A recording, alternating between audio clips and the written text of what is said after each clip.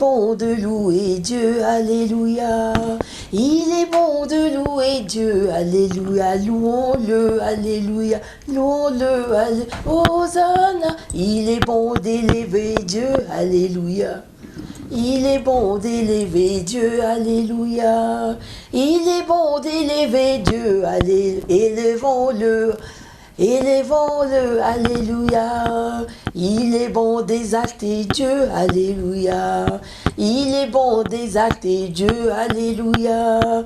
Il est bon d'exalter Dieu, alléluia. Exaltons-le, alléluia. Exaltons-le, alléluia. Shalom, shalom, shalom. Bienvenue dans l'émission Prière mode d'emploi simple. Oui, aujourd'hui nous allons parler de la grâce de Dieu. La semaine dernière, nous avons fini avec le Saint-Esprit, la promesse que Dieu nous a faite. Et c'était très intéressant, vous avez beaucoup aimé, j'ai eu des commentaires et je vous en remercie. Aujourd'hui, nous allons parler de la grâce. Que veut dire la grâce? La grâce est une faveur imméritée que Dieu peut donner à un être humain. Alors je vais d'abord remettre ce moment dans la main de l'Éternel.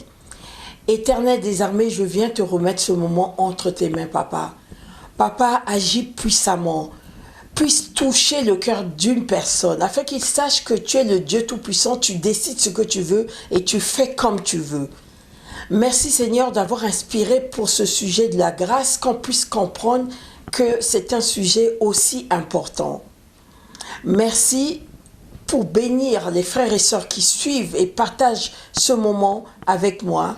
Dans le nom puissant du Seigneur Jésus, j'ai ainsi prié et le peuple de Dieu et moi nous disons tous Amen, Amen, Amen. Amen.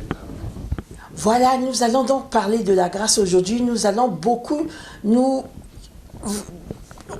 parler à travers les passages bibliques. Donc nous allons lire plusieurs passages bibliques et la semaine prochaine nous parlerons plutôt des cas concrets. La grâce, comme je le disais tout à l'heure, est une faveur imméritée de l'homme par Dieu. Une faveur que Dieu fait à un homme qui ne le mérite pas. C'est pour ça que souvent, quelquefois on dit, mais cette personne, elle fait plein de péchés et pourquoi sa vie est toujours bien? Quelquefois, Dieu fait grâce. Mais cela ne veut pas dire qu'il faut abuser. Il faut abuser du fait que Dieu nous fasse grâce pour continuer à pécher et pécher. Parce qu'il arrive un moment où il dit stop et il s'arrête. Donc, nous allons commencer par Romains chapitre 5 et 20, verset 20, qui nous dit « Or, la loi est intervenue pour que l'offense abondât. Mais là où le péché a abondé, la grâce a surabondé. » C'est ce que j'expliquais tout à l'heure. Quelqu'un peut avoir beaucoup de péchés, mais Dieu va mettre encore plus la grâce. Donc, la grâce va surabonder. Nous allons lire aussi dans 2 Corinthiens 6, verset 1, qui nous dit « Puisque nous travaillons avec Dieu, nous vous exhortons à ne pas recevoir la grâce de Dieu en vain. » C'est ce que je disais tout à l'heure. Ce n'est pas parce que Dieu nous fait la grâce qu'il faut abuser. Voilà, nous allons lire aussi dans 2 Corinthiens 12, verset 9.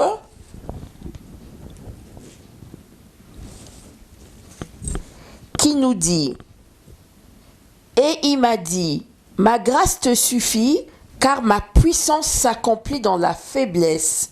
Je me glorifie donc bien plus volontiers de mes faiblesses, afin que la puissance de Christ repose sur moi. » C'était donc le verset 9 du chapitre 12 de Corinthiens.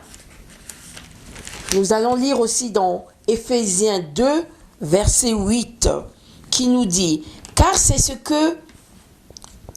par la grâce que vous êtes sauvés par le moyen de la foi. Et cela ne vient pas de vous, c'est le don de Dieu. Effectivement, la grâce est un don. C'est un don que Dieu nous fait. Nous sommes sauvés par la grâce. Parce que si on devait voir que nos péchés, nous ne serons pas sauvés. Nous sommes sauvés par la grâce de Dieu. C'est un don. Nous allons aussi lire dans Jacques 1, versets 16 à 17, qui nous dit « Ne nous y trompez pas, mes frères bien-aimés. » C'était le verset 16, 17. « Toute grâce excellente et tout don parfait descendent d'en haut du Père des Lumières, chez lequel il n'y a ni changement ni ombre de variation. » Amen, amen, amen. Enfin, Jacques 4, verset 6 nous dit « Il accorde au contraire une grâce plus qu'excellente.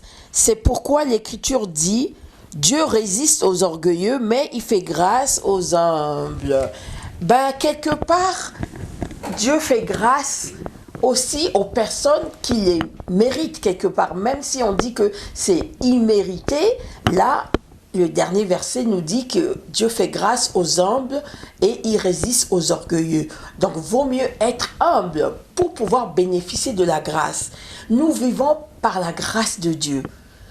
Tout ce que nous faisons, c'est par la grâce de Dieu. Nous ne méritons pas ce que Dieu nous donne parce que nous sommes des pécheurs. Nous avons péché parce que nous avons hérité ces péchés de Adam et Ève. Ils ont péché et la succession, la descendance aussi a péché. La grâce est aussi quelquefois inexpliquée parce que on peut se demander pourquoi Dieu fait grâce à certaines personnes. Mais c'est parce que Dieu, il est très patient. Il est patient et il voit l'avenir, il voit plus tard. Il peut être patient parce qu'il laisse le temps à chaque personne de changer, de venir vers lui et de se transformer. C'est le Saint-Esprit qui nous transforme, mais par la grâce de Dieu, le Saint-Esprit peut prendre le temps chez une personne pour sa transformation afin qu'elle soit sauvée. La grâce, il ne faut pas la prendre en vain.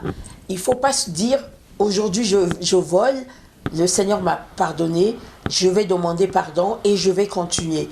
Parce qu'il y a peut-être 99 jours pour le voleur, mais il y aura un jour pour le patron, le propriétaire qui va attraper le voleur.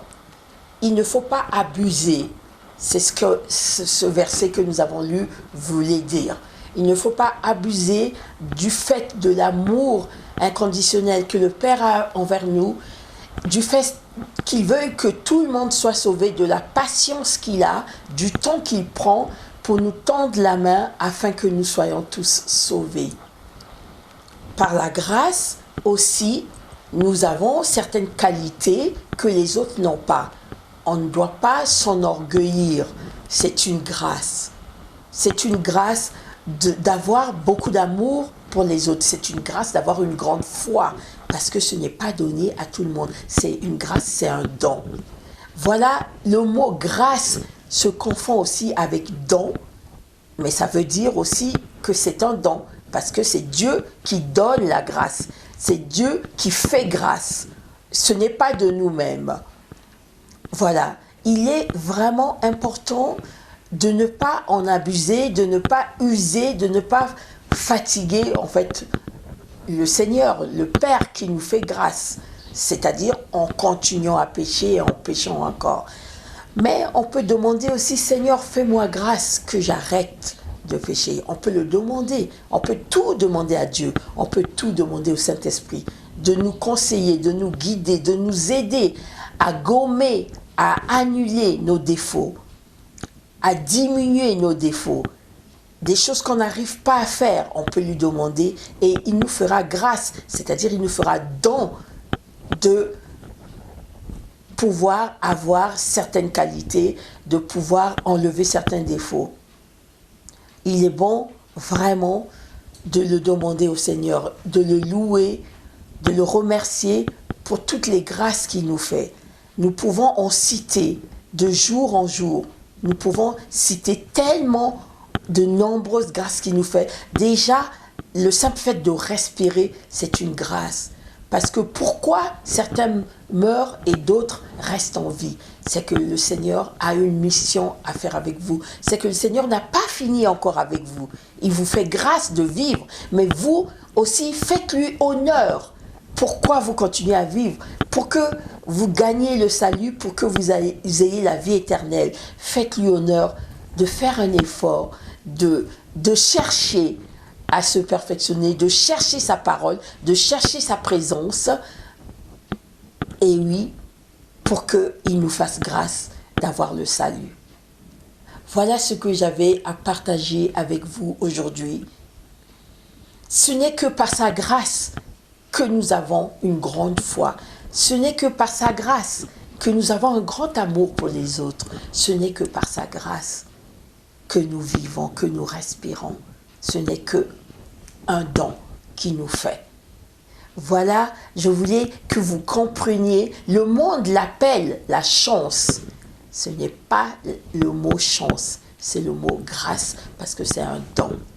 Voilà, c'est ce que je voulais partager avec vous. Et je demanderai que le Seigneur fasse grâce à certaines personnes qui n'ont pas de foi, à ce qu'ils développent leur foi, à ce qu'ils soient entourés des gens de foi, des femmes de foi, des hommes de foi. Je demanderai à ce que le Seigneur fasse grâce à ceux qui tombent malades, à ceux qui attrapent le corona, de les guérir, qu'il leur fasse grâce.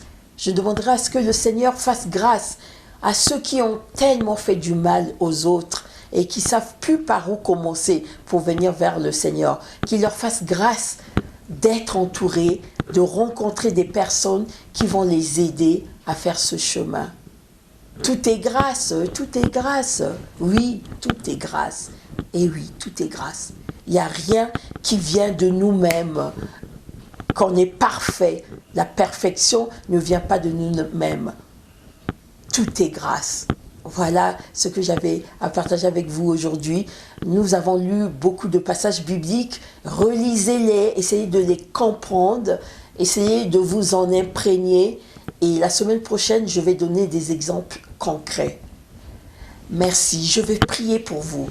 Seigneur éternel des armées, je vous demande, Seigneur, je te demande de bénir mes frères et sœurs, de leur faire grâce de te connaître, de leur faire grâce d'avoir la foi, de leur faire grâce de vivre des miracles. Merci Seigneur de les guérir pour ceux qui sont malades. Merci Seigneur d'établir et de restaurer leur santé pour ceux qui sont malades et leurs finances pour ceux qui ont des problèmes financiers. Merci de visiter les couples, les mariages. Merci Seigneur, éternel des armées, de leur faire vivre la foi au nom de Jésus-Christ Tout-Puissant. Amen, amen, amen, amen. J'aimerais simplement dire, nous sommes au mois de juin, c'est le mois de la concrétisation et de la visitation divine. Profitez de ce mois, d'être visité par le Saint-Esprit et que Dieu vous fasse grâce. Amen. Mes frères et sœurs en Christ, je souhaiterais pour vous que ce mois de juin soit un mois de visitation divine, que le Seigneur vous visite puissamment, qu'il restaure votre vie et qu'il vous établisse au nom de Jésus-Christ Tout-Puissant. Amen, amen, amen.